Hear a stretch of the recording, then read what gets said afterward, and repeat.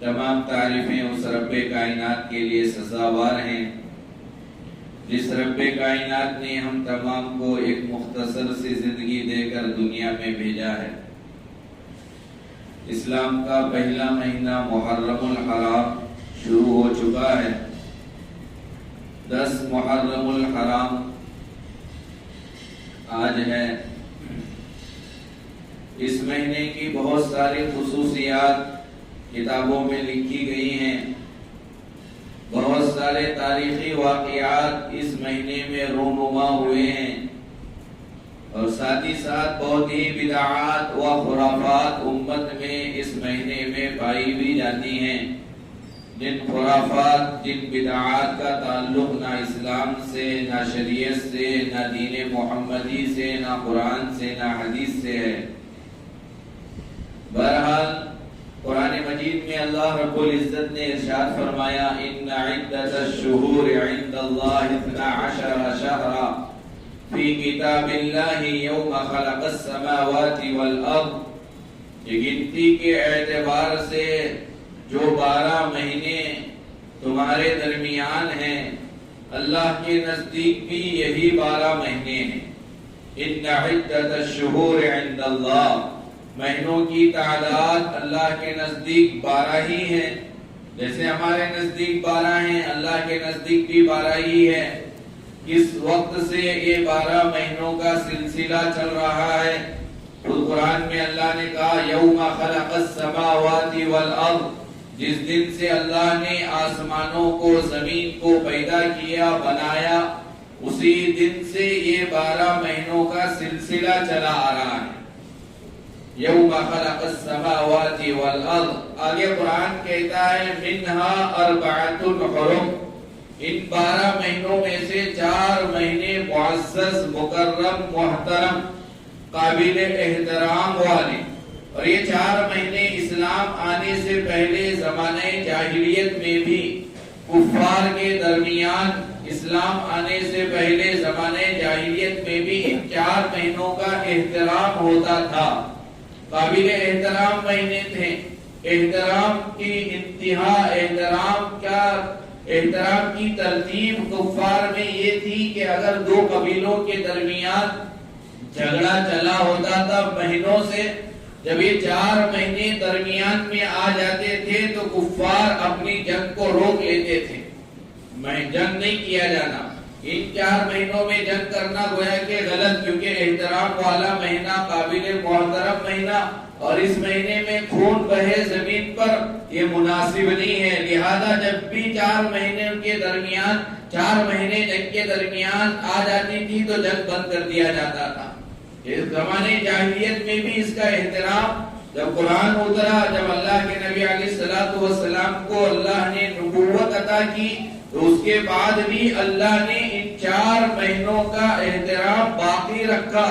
قرآن نے کہا منہا 4 حرم، ان 4 مہینوں، ان 12 مہینوں میں سے 4 مہینے احترام والے، احترام، قابل احترام، فضیلت والے، احترام والے۔ اور کون سے 4 مہینے جن کا تذکرہ قرآن نے کیا؟ ذی القعدہ، ذی الحجہ، رجب، محرم الحرام۔ یہ 4 مہینے زمانے جاہلیت میں بھی ان کا احترام، اسلام نے بھی ان کے احترام کو باقی رکھا۔ ذی القعدہ، ذی الحجہ، رجب المرجب، محرم الحرام۔ محرم نام کے ترجمے ہی سے سمجھ میں آتا ہے کہ یہ مہینہ احترام والا، یہ مہینہ قابل محترم۔ محرم کے معنی ایک آتے ہیں احترام کے، اور دوسرے آتے ہیں حرام کردہ۔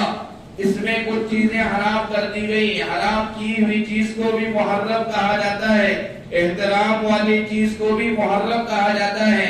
جیسے حضرت ابراہیم علیہ السلام جب اپنی بیوی ہاجرہ، بیٹے اسماعیل علیہ السلام کو وادی غیر ذی زرع میں چھوڑ کر آئے، تو وہاں حضرت ابراہیم کی دعا بھی کیا تھی؟ ربنا انی اسکنت من ذریتی بواد غیر ذی زرع عند بیتک المحرم۔ قابل احترام گھر کے پاس میں نے چھوڑ کر آیا ہے۔ تو احترام، محرم کے معنی احترام والا مہینہ جن کی حرمت کو اللہ نے باقی رکھا. اب اس حرمت کا کیا مطلب ہے, کیا احترام کے معنی؟ احادیث سے ہمیں پتا چلتا ہے یہ مہینہ اللہ کے نزدیک اتنا احترام والا, اتنا احترام والا. اللہ کے نبی علیہ الصلوۃ والسلام نے فرمایا افضل الصیام بعد رمضان, رمضان کے روزوں کے بعد سب سے افضل روزہ, رمضان کے روزوں کے بعد سب سے زیادہ ثواب اگر کسی مہینے کے روزے رکھنے پر ملتا ہے تو فرمایا گیا محرم کے مہینے کے روزے کی فضیلت. ایک وہ فضیلت جو عاشورہ کے دن کی ہے, 10 محرم کو روزہ رکھنے کی فضیلت یہ الگ ہے, لیکن پورے مہینے میں بھی اگر کوئی بندہ روزہ رکھے گا دیگر مہینوں میں روزہ رکھنے کے مقابلے میں زیادہ ثواب ملے گا, کیونکہ احترام والا مہینہ محرم کا. افضل الصیام بعد رمضان شہر اللہ محرم. اور دوسری یہ مہینے کی خصوصیت فضیلت کیا ہے؟ حدیث میں پیارے آقا علیہ السلام نے فرمایا محرم کے مہینے کو اللہ نے کہا یہ میرا مہینہ ہے, شہر اللہ کہا گیا, اللہ کا مہینہ. اس مہینے میں روزہ رکھیں گے 10 محرم کے علاوہ اگر کسی نے 5 تاریخ کو, 15 تاریخ کو, 20 یا 25 تاریخ کو روزہ رکھا کتنا ثواب ملے گا؟ 30 یومن. حدیث میں آتا ہے اللہ کے نبی علیہ السلام نے فرمایا ایک دن محرم کے مہینے, ایک دن محرم کا روزہ رکھنے پر اللہ 30 دن روزہ رکھنے کا ثواب عطا کریں گے. تو ایک روزے پر 30 دن روزہ رکھنے کا ثواب عاشورے کے دن کے علاوہ. تو یہ مہینہ محرم قابل احترام والا محترم مہینہ, اس مہینے کو اللہ نے اپنا مہینہ کہا, اور یہ وہ مہینہ ہے جس میں بہت سارے خصوصیات اس مہینے سے وابستہ ہیں. سب سے بڑی خصوصیت اس سے اور کیا ہو سکتی ہے کہ عام طور پر معاشرے میں ہم نے یہ رواج بنا لیا ہے اس مہینے میں نکاح کرنے سے نکاح باقی نہیں رہتا, نکاح کا وجود غلط ہے, نکاح کرنا درست نہیں ہے, خراب مہینہ ہے, ایسا مہینہ ویسا مہینہ. لیکن شریعت پر اگر نگاہ ڈال کر دیکھیں گے تو اللہ کے نبی علیہ الصلوۃ والسلام کی چہیتی بیٹی ام کلثوم رضی اللہ عنہا کا نکاح حضرت عثمان غنی رضی اللہ عنہ کے ساتھ اسی مہینے میں ہوا. اگر یہ مہینہ منحوس ہوتا, اگر اس مہینے میں نکاح کرنا درست نہ ہوتا, جیسے آج ہم نے یہ معاشرے میں بنا لیا ہے محرم میں نکاح کرنا درست نہیں, خراب مہینہ, غلط مہینہ, نکاح باقی نہیں رہتا, جھگڑے ہو جائیں گے, طلاق واقع ہو جائے گی, خلا ہو جائے گا, میاں بیوی کے درمیان محبت نہیں رہے گی, حالانکہ اس کا کوئی تعلق شریعت سے نہیں, قرآن اور حدیث کے خلاف ہے. قرآن اور حدیث شریعت ہمیں کہتی ہے کوئی مہینہ برا نہیں ہے, بلکہ دیگر مہینوں کے مقابلے میں محرم کا مہینہ قابل احترام. یہ اللہ کے نبی علیہ السلام نے اپنی بیٹی ام کلثوم کا نکاح حضرت عثمان غنی حیا والے خلیفہ سوم, کتنی بڑی شخصیت, حضرت عثمان کا تذکرہ پچھلے جمعہ میں آپ نے, پچھلے جمعہ میں آپ نے سنا. اتنے بڑے صحابی کو بیٹی رخت جگر نبی کی بیٹی ہے ام کلثوم کو نبی نے حضرت عثمان کو نکاح میں دیا. حضرت عثمان کا نکاح ام کلثوم کے ساتھ جب محرم میں ہوا ہے تو کیا محرم کا مہینہ خراب ہو سکتا ہے؟ کیا محرم میں ہونے والا نکاح غلط ہو سکتا ہے؟ تو معلوم یہ ہوا کہ یہ اس کا تعلق شریعت سے نہیں ہے. سینکڑوں واقعات اس مہینے میں پیش آئے. اللہ تبارک و تعالیٰ نے کیسے کیسے واقعات جو تاریخ کے اندر موجود ہیں محرم کی 10ویں تاریخ کو پیش آئے. حضرت آدم علیہ السلام کو اللہ رب العزت نے پیدا کیا. اللہ تعالیٰ نے مٹی سے حضرت آدم کے ڈھانچے کو تیار کیا. جس دن کتاب میں لکھا ہے محی السنہ حضرت مولانا عبدالحق محدث دہلوی رحمت اللہ علیہ اپنی کتاب میں لکھا ہے جس دن حضرت آدم علیہ السلام کے مٹی کے پتلے میں اللہ نے روح کو ڈالا, وہ محرم کا ہی مہینہ 10ویں تاریخ تھی. کتنا احترام والا مہینہ ہے. حضرت آدم اور حوا سے اللہ تعالیٰ نے کہا تھا فَلَا تَقْرَبَا هَذِهِ الشَّجَرَةَ فَتَكُونَا مِنَ الظَّالِمِينَ, جنت کی ساری نعمتوں سے آرستہ پیرستہ ہو سکتے ہیں لیکن اس درخت کے قریب نہ جانا. لیکن بھول ہو گئی حضرت آدم و حوا سے, دانا کھا گئے, لہذا اللہ نے حضرت آدم و حوا کو زمین پر اتارا. حضرت آدم و حوا زمین پر آئے, دعا کرتے رہے ربنا ظلمنا انفسنا وَإِن لَمْ تغفر لنا وترحمنا لنكونن من الخاسرین. حضرت آدم کی دعا 40 سال تک رہی. پھر 40 سال کے بعد حضرت آدم کی دعا کو اللہ نے قبول کر کے توبہ کیا, معاف کیا. فتاب علیہ انہ هو التواب الرحیم. اللہ نے جس دن حضرت آدم کی دعا کو قبول کیا وہ بھی محرم ہی کا مہینہ تھا, 10ویں محرم تھی. عاشورہ ہی کے دن حضرت آدم کی خمیر میں روح کو ڈالا گیا. عاشورہ ہی کے دن حضرت آدم علیہ السلام کی توبہ قبول ہوئی. آگے بڑھیے, حضرت نوح علیہ السلام کا زمانہ آیا. حضرت نوح علیہ السلام دعوت دیتے رہے لیکن کافروں نے ماننے کے لیے تیار نہیں ہوئے. حضرت نوح علیہ السلام نے حضرت نوح علیہ السلام کی دعا کی وجہ سے طوفان آیا. پھر حضرت نوح علیہ السلام اور نوح کے ماننے والے جو پہاڑ پر کشتی پر سوار ہوئے. کشتی چلتی رہی, کشتی چلتی رہی. جس دن اللہ نے حضرت نوح کو, نوح کے ماننے والے مسلمانوں کو اس طوفان سے نجات دلائی, وہ بھی محرم ہی کا مہینہ 10ویں محرم کی تاریخ تھی. حضرت نوح اور ایمان والوں کو اللہ نے 10ویں محرم کو نجات دلائی. حضرت آدم کی توبہ 10ویں تاریخ کو, محرم کی 10ویں تاریخ کو قبول ہوئی. حضرت ادریس علیہ السلام کا تذکرہ قرآن مجید میں آتا ہے, وَاذْكُرْ فِي الْكِتَابِ إِدْرِيسَ إِنَّهُ كَانَ صِدِّيقًا نَبِيًّا وَرَفَعْنَاهُ مَكَانًا عَلِيًّا. ہم نے ادریس کو بلند مقام عطا کیا. جس دن حضرت ادریس علیہ السلام کو مقام بلند عطا ہوا وہ بھی محرم ہی کا مہینہ 10ویں محرم کی تاریخ تھی. حضرت یوسف علیہ السلام کو زلیخا نے اکسایا پسلایا لیکن حضرت یوسف علیہ السلام اس کے پتنگڑے سے باز آ گئے, برا کام نہیں کیے. لیکن آخر کار حضرت یوسف علیہ السلام کو جیل جانا پڑا. ایک روایت کے مطابق 8 سال تک حضرت یوسف علیہ السلام جیل میں رہے. لیکن حضرت یوسف علیہ السلام کو جس دن جیل سے رہا کر دیا گیا, جیل سے باہر جس دن حضرت یوسف علیہ السلام آئے وہ بھی محرم ہی کا مہینہ 10ویں محرم کی تاریخ تھی. حضرت یعقوب علیہ السلام حضرت یوسف علیہ السلام کے والد محترم, جب حضرت یوسف علیہ السلام حضرت یعقوب سے جدا ہو گئے, بھائیوں نے حضرت یوسف کو لے کر جا کر کنویں میں ڈال کر واپس آ گئے. اب حضرت یعقوب یوسف علیہ السلام کی جدائی کی پر روتے رہے یہاں تک کہ حضرت یعقوب علیہ السلام کی آنکھ کی روشنی ختم ہو گئی, نابینا ہو گئے. لیکن ایک عرصے کے بعد, ایک زمانے کے بعد جب حضرت یوسف علیہ السلام اپنا کرتا مبارک حضرت یعقوب والد محترم کی خدمت میں پیش کیا, جس کرتے مبارک کو آنکھوں سے لگانے پر حضرت یعقوب کی بینائی واپس لوٹ کر آئی. حضرت یعقوب کا اندھاپن جس دن دور ہوا, بینائی جس دن لوٹ کر آئی, وہ بھی محرم ہی کا مہینہ 10ویں محرم کی تاریخ تھی.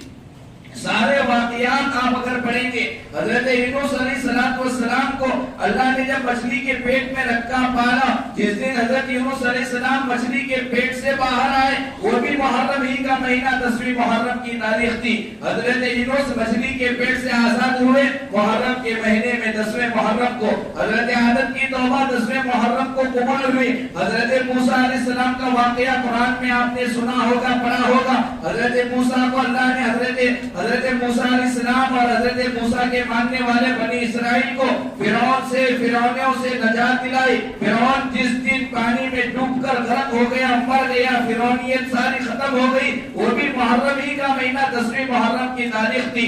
جس دن حضرت موسیٰ علیہ السلام کو اللہ نے فرعون سے نجات دلائی وہ بھی 10ویں محرم ہی کی تاریخ تھی. تو بہرحال معزز سامعین کرام, یہ قابل احترام مہینہ ہے. لہذا اس مہینے کے اندر اور خصوصاً آج کے دن 10ویں محرم کے اندر عاشورہ کے دن صرف شریعت پر نظر ڈالیں گے, قرآن اور حدیث کا مطالعہ کریں گے. 2 چیزیں ہمیں ملتی ہیں. قرآن اور حدیث کی روشنی میں 2 چیزوں کے کرنے کا حکم ہمیں دیا گیا. 2 چیزوں کے علاوہ آج امت میں جو کچھ ہو رہا ہے سمجھ لیں یہ سب بدعات ہیں, یہ سب خرافات ہیں. نہ ان کا تعلق قرآن سے, نہ ان کا تعلق حدیث سے, نہ ان کا تعلق شریعت سے, نہ ان کا تعلق محمد رسول اللہ سے, نہ ان کا تعلق کلام اللہ سے. کوئی تعلق ان کا نہیں ہے. ہمیں صرف اس چیز پر کام کرنا ہے, اس پر عمل کرنا ہے جس کو ہمارے نبی نے بتایا, قرآن نے بتایا. اب حدیث اٹھا کر دیکھیں, اتنا احترام والا مہینہ,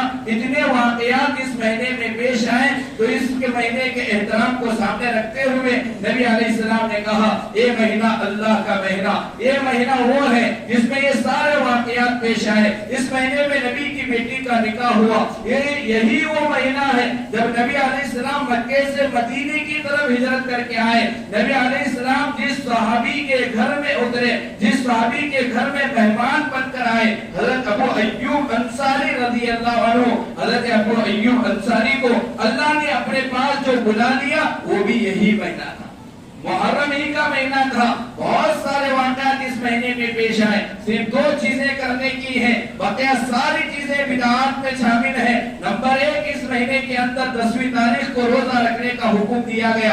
اللہ کے نبی علیہ السلام 10ویں محرم کو روزہ رکھا کرتے تھے۔ اس مہینے کی اس روزے کی فضیلت اتنی تھی، ابھی رمضان المبارک کے روزے فرض نہیں ہوئے، اللہ نے رمضان کے روزے کی فرضیت کا بھی اعلان نہیں کیا۔ یا ایھا الذین آمنوا کتب علیکم الصیام کما کتب علی الذین من قبلکم لعلکم تتقون۔ ابھی آیت زمین پر نہیں اتری، ابھی روزے رمضان کے فرض نہیں تھے، لیکن رمضان کے روزوں کے فرضیت سے پہلے عاشورہ کا روزہ فرض تھا، لازمی تھا، ضروری تھا، فرض کا درجہ دیا گیا تھا 10ویں محرم کے روزے کو۔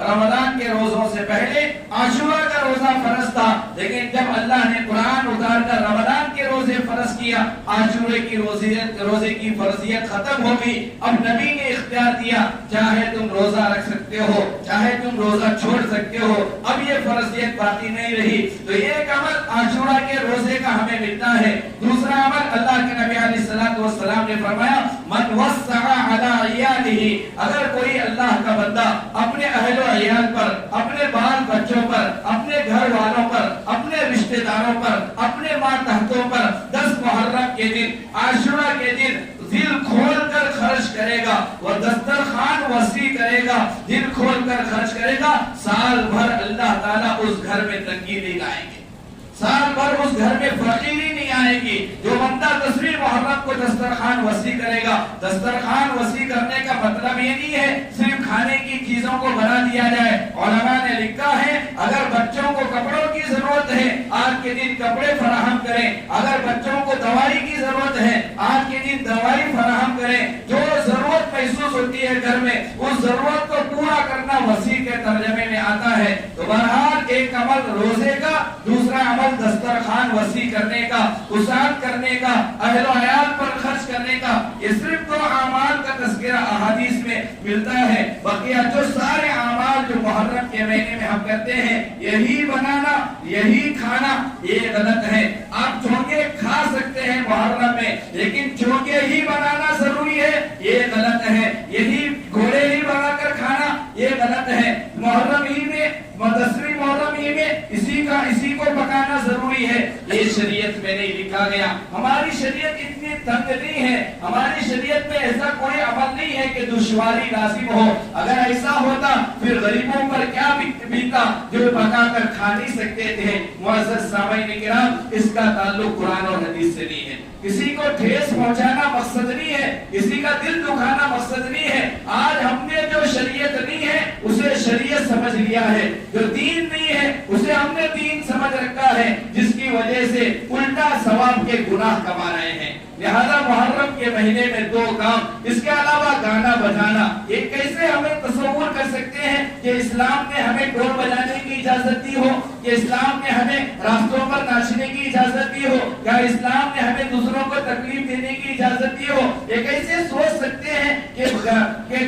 سکتے ہیں کہ راتوں رات پورے لوگوں کو، محلے والوں کو بجا کر تکلیف دے رہے ہیں اور ہم یہ سمجھ رہے ہیں کہ اسلام کا طریقہ ہے؟ یہ نہیں ہو سکتا۔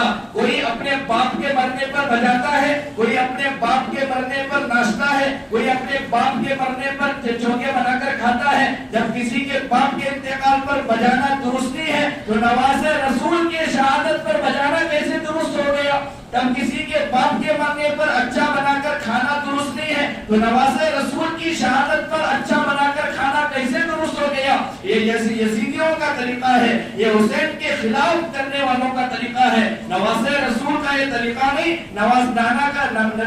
حسین کے نانا کا یہ طریقہ نہیں، حسین کے والد علی کا یہ طریقہ نہیں۔ آپ شریعت اٹھا کر دیکھیں، حضرت حسین کی شہادت پر کسی نے حضرت حسین کی شہادت پر کسی نے چونکے بنایا تھا؟ حضرت حسین کی شہادت پر کسی نے آگ میں دوڑایا تھا؟ نہیں، یہ حسین کا طریقہ نہیں ہے. آپ اٹھا کر تاریخ دیکھیں، یہ یزیدیوں کا طریقہ ہے. اور اللہ کے نبی علیہ السلام نے فرمایا من تشبہ بقوم فہو منہم، جو جس قوم کی مشابہت اختیار کرے گا کل قیامت کے دن اللہ اسی کے ساتھ اسے اٹھائیں گے. اگر ہم یہ سمجھ رہے ہیں یہ حسین کا طریقہ ہے، یہ ہمارا خیال غلط ہے. قیامت کے دن حسین کی صف میں اگر کھڑنا چاہتے ہیں، نواسۂ رسول کے پیچھے اگر کھڑنا چاہتے ہیں، ان طریقوں کو چھوڑنا پڑے گا. الحمدللہ ثم الحمدللہ آج ہم لوگ سمجھ رہے ہیں کہ یہ طریقہ غلط ہے. بس کچھ لوگوں کی زندگیوں میں ابھی یہ باقی ہے، لہذا پورا چھوڑنا پڑے گا. بہرحال معزز سامعین کرام، یہ احترام والا مہینہ محترم مہینہ ہے. اس مہینے کی فضیلت اور کیا ہو سکتی ہے جس مہینے میں نواسۂ رسول کو شہید کر دیا گیا. اسلام کے خاطر، دین کے خاطر، شریعت کے خاطر جب اسلام کے خلاف کوئی عمل ہوا، نواسۂ رسول کو پسند نہیں آیا. حضرت حسین رضی اللہ عنہ کیسے حسین تھے، کیسی پرورش حضرت حسین کی ہوئی تھی، کیسی تربیت حضرت حسین کی ہوئی تھی. سارا واقعہ، ساری تفصیل، ساری سیرت بیان کرنے کا وقت نہیں ہے. مختصر حضرت حسین کی سیرت پر روشنی ڈالی جائے تو دیکھیں ابھی حضرت حسین دنیا میں نہیں آئے، اللہ نے بشارتیں دینا شروع کیا. حضرت ام فضل رضی اللہ عنہ یہ اللہ کے نبی علیہ السلام کی چاچی ہے. حضرت ام فضل ایک مرتبہ دوڑتی ہوئی نبی کی خدمت میں آئی، آ کر اللہ کے نبی سے کہنے لگی میں نے ایک عجیب خواب دیکھی ہے، بڑا برا بھیانک خواب میں نے دیکھا ہے. اللہ کے نبی نے ام فضل سے پوچھا چچی جان آپ نے کیا خواب دیکھا ہے؟ تو ام فضل نے اللہ کے نبی علیہ السلام سے کہا میں نے خواب دیکھا ہے فاطمہ کے جسم کا ایک گوشت کا ٹکڑا نکل کر آپ کے گود میں آ کر گر گیا. یہ کتنا بھیانک خواب ہے، فاطمہ کے جسم کا ٹکڑا گوشت کا نکل کر آپ کی گود میں آ کر گرا. اللہ کے نبی علیہ السلام جیسے ہی خواب کو سنا، اللہ کے نبی مسکراتے ہوئے چچی سے کہا یا امی یا امتی رأیتی خیرن رأیتی خیرن، تم نے برا خواب نہیں دیکھا، تم نے تو اچھا خواب دیکھا ہے، یہ بہترین خواب ہے. اس کے بعد نبی علیہ السلام نے کہا یہ برا نہیں اچھا خواب ہے، میری بیٹی فاطمہ کے بطن مبارک سے بیٹا ہونے والا ہے، اس کی تعبیر ہے. چند دنوں کے بعد اللہ کے نبی علیہ السلام حرم شریف میں موجود تھے. حضرت فاطمہ کے گھر بیٹا ہوا، حضرت حسین پیدا ہوئے. ام فضل دوڑتی ہوئی حضرت حسین کو گود میں لے کر نبی کی خدمت میں پہنچی. نبی علیہ السلام نے گود میں لیا. حضرت ام فضل سے کہا ام فضل جس خواب کو تو نے دیکھا تھا آج اللہ نے اس خواب کی تعبیر کو سچ کر کے دکھایا. پھر سب سے پہلے اللہ کے نبی نے حضرت حسین کو اپنے زبان مبارک کے قریب کر اپنا لعاب مبارک گھٹی ڈالنا جسے ہم کہتے ہیں، نبی علیہ السلام نے حضرت حسین کو گھٹی دی. کیسا مبارک وہ حسین ہوگا، کتنا مبارک وہ بچہ ہوگا جس کے منہ میں سب سے پہلے اگر کوئی چیز گئی ہے تو وہ امام الانبیاء کا تھوک لعاب مبارک گیا. یہ حضرت حسین کے فضائل ہیں. سب سے پہلے حضرت حسین کے منہ میں جانے والی چیز نبی کا تھوک، نبی کا لعاب، نبی گھٹی دینے والے. کتاب میں لکھا ہے پھر اللہ کے نبی علیہ السلام حضرت حسین کے دائیں کان میں اذان دی، بائیں کان میں اقامت کہی. کیسا وہ مبارک بچہ ہے کہ کان حسین کا، زبان نبی کی، نام اللہ کا. کان حسین کا، زبان نبی کی، نام اللہ کا. پھر یہ حسین کبھی نبی کی نافرمانی کر سکتا ہے، کبھی اسلام پر کوئی آ جائے اور خاموش بیٹھ سکتا ہے، یہ ہرگز ممکن نہیں ہے. اب حضرت حسین کی پرورش کی ابتدا نبی کی گود، وہ حسین کیسے نانا کا حکم توڑ سکتا ہے؟ جس کی تربیت کرنے والے، جس کی پرورش کرنے والے 3 اعلیٰ درجے کے شخصیات ہیں. باپ عالم ہے، بیٹے کی تربیت کرتا ہے تو کہتے ہیں لوگ باپ کی تربیت کا نتیجہ ہے. لیکن حسین کی تربیت کرنے والے 3 شخصیات، تینوں اعلیٰ درجے کے. سب سے پہلی تربیت کرنے والا دنیا کا سب سے بڑا امام، اللہ کے بعد جس کا سب سے بڑا مقام و مرتبہ، امام الانبیاء، فخر رسول، تاجدار مدینہ، جناب محمد رسول اللہ صلی اللہ علیہ وسلم کی تربیت یافتہ سب سے پہلی تربیت کرنے والی شخصیت امام الانبیاء ہے. دوسرا تربیت کرنے والی والد محترم جن کے بارے میں نبی نے کہا تھا انا مدینۃ العلم وعلی بابھا، میں علم کا شہر ہوں لیکن اس شہر کا دروازہ علی ہے. جس کا علم اتنا گہرا ہو، جسے قاضی کہا جاتا ہو، علی جو نبی کا داماد ہو، تو جس نے حسین کی تربیت کی، ایک نبی کی ذات، ایک علی کی ذات، اور تیسری شخصیت جس نے حضرت حسین کی تربیت کی وہ جنت کی مستورات، جنت کی خواتین کی سردار حضرت فاطمہ الزہرا رضی اللہ عنہا، زندگی میں اس کے چہرے کو کسی نامحرم نے نہیں دیکھا، بڑی عجیب زندگی گزار کر جانے والی فاطمہ، یہ تین ایسے مشہور اتنے معزز شخصیات ہیں جنہوں نے حضرت حسین کی تربیت کی۔ تربیت کا انداز بڑا نرالا تھا، تربیت کا انداز بڑا نرالا تھا، اور پیار بھی بڑا نرالا تھا۔ اللہ کے نبی علیہ السلام ایک مرتبہ مسجد نبوی میں خطبہ دے رہے ہیں، سامنے ہی حضرت فاطمہ کا گھر تھا، حضرت حسن حسین کھیلتے ہوئے باہر آئے، کبھی کھڑے ہو رہے ہیں کبھی گر رہے ہیں، لڑکپن کا زمانہ تھا، بچپن کا زمانہ تھا، صحیح سالم کھڑے نہیں ہو سکتے تھے، کبھی کھڑ رہے ہیں کبھی گر رہے ہیں۔ یہاں آپ غور کیجئے نبی کے دل میں کیسی محبت تھی حضرت حسنین کی۔ اللہ کے نبی علیہ السلام مسجد نبوی میں خطبہ دیتے ہوئے دیکھا، دونوں نواسے کبھی کھڑ رہے ہیں کبھی گر رہے ہیں۔ نبی علیہ السلام خطبے کو ختم کیا، وہیں پر رکا دیا، آدھا خطبہ ہوا تھا، خطبے کو روک کر اللہ کے نبی ممبر سے اتر کر گئے، جا کر دونوں نواسوں کو اٹھا کر کہا میرے نواسوں کو گرتا ہوا دیکھنا مجھے پسند نہیں ہے، میرے نواسوں کو گرتا ہوا دیکھنا مجھے پسند نہیں ہے۔ ایک مرتبہ حضرت عمر سامنے سے آئے، اللہ کے نبی علیہ السلام کے کندھوں پر حضرت حسین سوار تھے، اللہ کے نبی علیہ السلام کے کندھوں پر حضرت حسین بیٹھے ہیں۔ حضرت عمر سامنے سے آئے، آ کر اللہ کے نبی علیہ السلام کو دیکھا، دیکھ کر کہا حسین، اللہ کے نبی کو دیکھ کر حضرت عمر کی زبان سے نکلا نعم المرکب نعم المرکب نعم المرکب، کیا ہی بہترین سواری ہے، کیا ہی بہترین سواری ہے، کیا سواری، نبی کو کہا کیا ہی بہترین سواری ہے، کیا ہی بہترین سواری ہے، یہ حضرت عمر کی زبان سے نکلے۔ اللہ کے نبی علیہ السلام نے فوراً حضرت عمر سے کہا نعم الراکب نعم الراکب، عمر کیا ہی بہترین سواری نہ کہو، کیا ہی بہترین سوار کہو، سواری بھی بہترین سوار بھی بہتر تھا۔ نبی علیہ السلام نے حسین کی تعریف کی۔ اللہ حضرت ام فضل کہتی ہیں جب میں نے حضرت حسین کو نبی کی گود میں دیا، نبی علیہ السلام نے دیکھ کر ایسا مسکرا اتنا خوش تھے، بڑی عجیب خوشی نبی کے چہرے سے محسوس ہو رہی تھی، لیکن چند ہی منٹوں کے بعد میں نے نبی کے چہرے کو دیکھا، نبی کے چہرے سے آنسو بہ رہے تھے، نبی رو رہے تھے۔ ام فضل چاچی اللہ کے نبی علیہ السلام سے پوچھا رونے کی کیا وجہ ہے؟ تمہارا نوازا اتنا خوبصورت، ابھی تو مسکرا رہے تھے، ابھی تو ہنس رہے تھے، ابھی تو پھولے نہیں سما رہے تھے، اچانک رونے کی کیا وجہ بنی؟ اللہ کے نبی علیہ السلام نے ام فضل چاچی سے کہا چاچی جان مجھے کربلا کا میدان سامنے دکھایا گیا، میری امت میرے نواسے کو شہید کرے گی، میری امت میرے نواسے کو شہید کرے گی، وہ سارا منظر مجھے اللہ نے دکھایا جس کی وجہ سے میں رو رہا ہوں۔ بہرحال عزیزان گرامی، حضرت حسین کے بڑے کارنامے ہیں۔ اللہ کے حضرت امیر معاویہ رضی اللہ عنہ کی خلافت کے بعد یزید خلیفہ بنا، لیکن یزید کی خلافت اسلام کے طریقے کے خلاف تھی، لہذا حضرت حسین رضی اللہ عنہ بیعت ہونے سے انکار کیے، ماننے سے انکار کیے۔ مختصر عرض کرنا یہ ہے، اللہ کے حضرت حسین رضی اللہ عنہ کوفہ کے لیے مسلم بن عقیل رضی اللہ عنہ کو بھیجا، وہاں کے حالات معلوم کرنے کے لیے۔ وہاں کے مسلمان حسین کو ماننے والے ہیں نہیں ہیں، حضرت حسین اگر کوفہ جائیں گے وہاں کے مسلمان حضرت حسین کے ہاتھ پر بیعت کریں گے نہیں کریں گے، یہ جاننے کے لیے حضرت حسین نے حضرت مسلم بن عقیل رضی اللہ عنہ کو قاصد بنا کر بھیجے۔ حضرت مسلم بن عقیل کوفہ پہنچے، کوفہ پہنچنے کے بعد وہاں کے مسلمانوں نے والہانہ استقبال حضرت مسلم بن عقیل کا کیا، وہاں کے لوگوں نے حضرت مسلم بن عقیل کا استقبال کیا، سارے لوگ مسلم بن عقیل کو ماننے لگے۔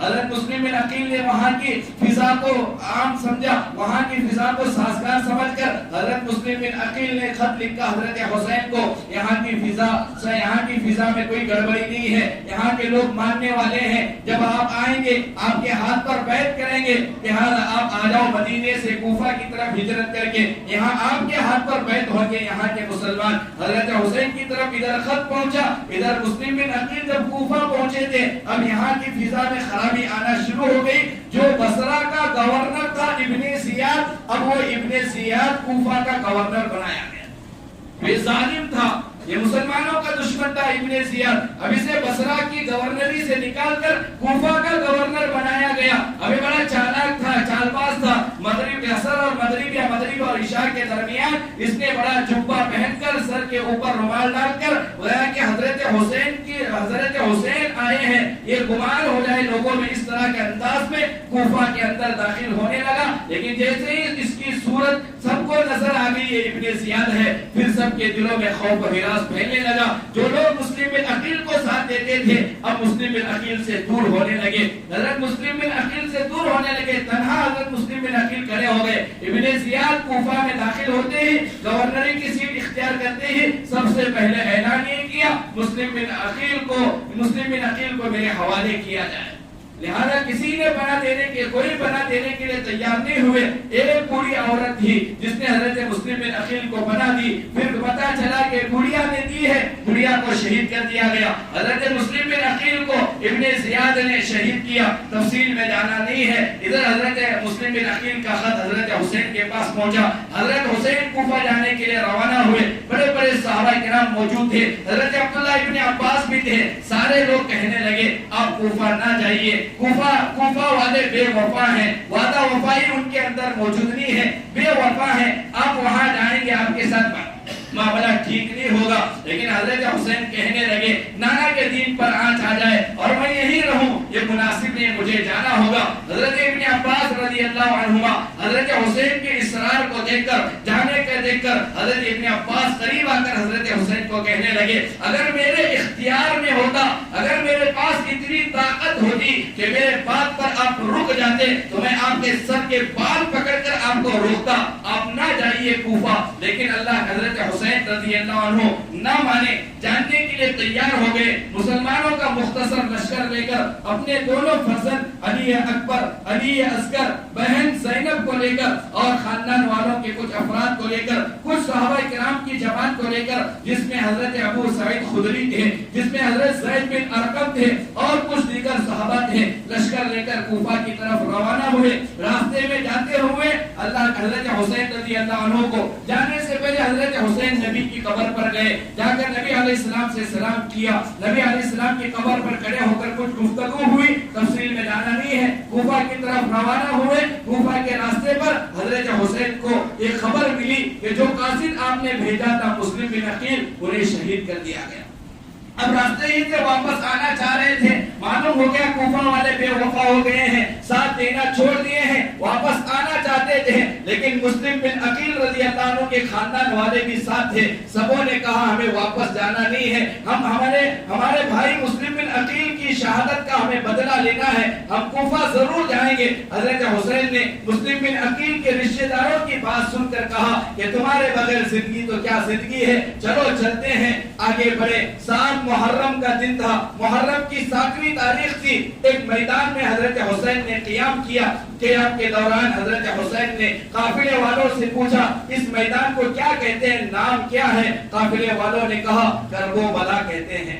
کرب کے معنی مصیبت کے ہیں, کرب کے معنی مصیبت, کرب و بلا, غم و مصیبت کا میدان, غم و مصیبت کی جگہ.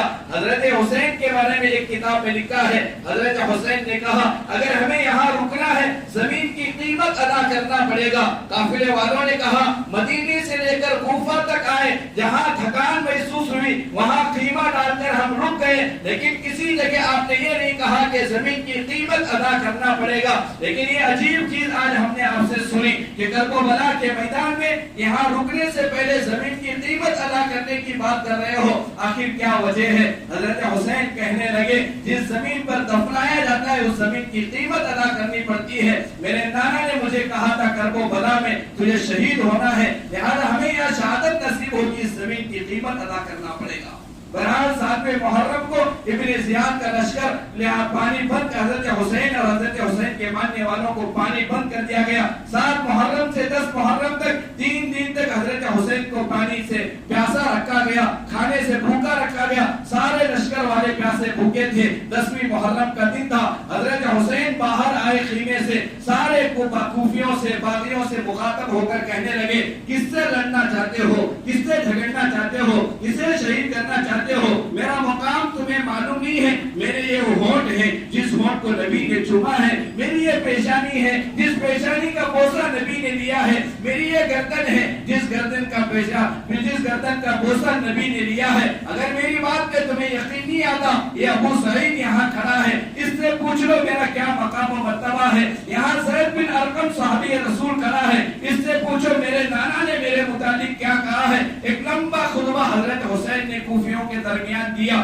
بڑے عجیب و غریب اپنے فضائل جو نبی نے سنائے تھے سارے فضائل کو سامنے رکھا۔ حضرت حسین نے کہا میں وہ شخص ہوں جس کے بارے میں نبی نے کہا تھا سیدہ شباب اہل الجنہ الحسن والحسین، جنت کے جوانوں کے سردار میرے دونوں نواز حسن حسین ہوں گے، جنت کے سرداروں جنت کے جوانوں کا سردار ہو اور نبی کا نواسا ہو، فاطمہ کا لخت جگر ہو، علی کے جگر کا ٹکڑا ہو، مجھے شہید کرنا چاہتے ہو۔ لیکن باغیوں کے دل سخت ہو چکے تھے، پتھر ہو چکے تھے، ماننے کے لیے تیار نہیں ہوئے۔ اب یہاں سے جنگ شروع ہوئی۔ علی اکبر حضرت حسین کے بڑے بیٹے علی اکبر جن کا نام ہے، 18 سال کا نوجوان، 18 دن کی عمر تھی، میدان میں اترے، دیکھتے دیکھتے شہید ہو گئے۔ اب دوسرا بیٹا علی اصغر 6 ماہ جس کی عمر تھی، حضرت حسین 3 دن سے پیاسا بچے کو لے کر باغیوں کے درمیان آ کر کہنے لگے اگر تمہاری جنگ ہے تو مجھ سے ہے، حسین سے ہے، اس چھوٹے سے بچے سے تو تمہاری کوئی جنگ نہیں ہے۔ یہ پانی کے پیاس کی وجہ سے بدک رہا ہے،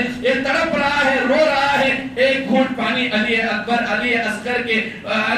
اصغر کے منہ میں ڈالو۔ لیکن باغی اتنے سخت دل تھے کہ وہاں سے ایک تیر آ گئی، 6 ماہ کا چھوٹا بچہ بھی شہید ہو گیا۔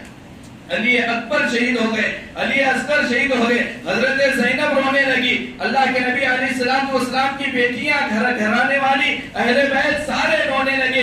حضرت حسین رضی اللہ عنہ بھی میدان میں اترے۔ بہرحال یزیدیوں نے حضرت حسین کو بھی شہید کیا، اتنے پر اکتفا نہیں ہوا۔ حضرت حسین کی شہادت کے بعد حضرت حسین کے سر کو جسم سے جدا کر دیا گیا، نیزے پر لٹکا کر میدان کربلا میں حضرت حسین کے سر کو لے کر نیزے پر لٹکا کر یزیدی گھومنے لگے۔ یہاں بات روک کر میں یہ کہنا چاہتا ہوں، آج اس بندے کو آپ اٹھا کر سمجھتے ہیں یہ حضرت حسین ہے، یہ یزیدیوں کا طریقہ ہے۔ کربلا کے میدان میں حضرت حسین کے سر کو یزیدیوں نے اس طرح اٹھا کر گھوما تھا، یہ طریقہ حسینیوں کا نہیں ہے، یہ یزیدیوں کا طریقہ ہے۔ اتنے پر اکتفا نہیں ہوا، حضرت حسین کا جسم کربلا کے میدان میں گرا تھا، گھوڑے دوڑائے گئے حضرت حسین کی ناش پر اور سر کو ایک تشتری میں رکھ کر ابن زیاد کے مجلس میں پہنچایا گیا، جس کے مجلس میں حضرت زید بن ارقم بھی موجود تھے، صحابی رسول۔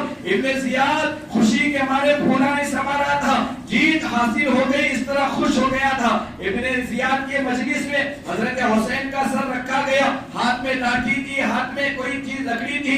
ابن زیاد قریب آ کر حضرت حسین رضی اللہ عنہ کے لبوں پر چھڑی رکھ کر اس طرح چھڑی رکھا، صحابی رسول دیکھ نہیں پائے۔ صحابی رسول نے کہا او کمبخت، تیرا ناس ہو، تیرا ستیاناس ہو، کس ہونٹ پر تو اپنی چھڑی رکھ رہا ہے؟ میں نے اس ہونٹوں کو نبی کو چومتا ہوا دیکھا ہے، یہ وہ ہونٹ ہے جس ہونٹ کو نبی نے چوما ہے، لہذا برداشت نہیں کیے، مجلس سے باہر چلے گئے۔ بہرحال معزز سامعین کرام، یہ کوئی قصہ کہانی سنانے کا موقع نہیں ہے، یہ کانوں کے مسئلے کے لیے نہیں کہا جاتا۔ دین کے خاطر حضرت حسین نے شہادت کو ترجیح دی۔ اسلام پر کوئی آ جائے، یہ نواز رسول کو برداشت نہیں تھا۔ نواز رسول دین کے خاطر مدینہ چھوڑنا پسند کیا، نبی کا شہر چھوڑنا پسند کیا، جان کی قربانی دینا پسند کیا، اپنے بیٹے 18 سال کے علی اکبر کی شہادت کو پسند کیا، 6 مہینے کے چھوٹے سے لڑنے سے مرنے سے علی اصغر کی شہادت کو پسند کیا، لیکن نبی کے دین پر آنچ آئے یہ حضرت حسین کو پسند نہیں تھا۔ آج ہم یہ عزم و ارادہ کریں، دین پر آنچ آئے ہمیں پسند نہیں ہے، ہم مساجد کی حفاظت کے لیے، مدارس کی حفاظت کے لیے، خانقاہوں کی حفاظت کے لیے، مراکز کی حفاظت کے لیے، اذان کی حفاظت کے لیے جب بھی جو بھی قربانی ہم سے مانگنا پڑے دینے کے لیے تیار رہیں گے انشاءاللہ، انشاءاللہ دیں گے انشاءاللہ۔ اللہ عمل کی توفیق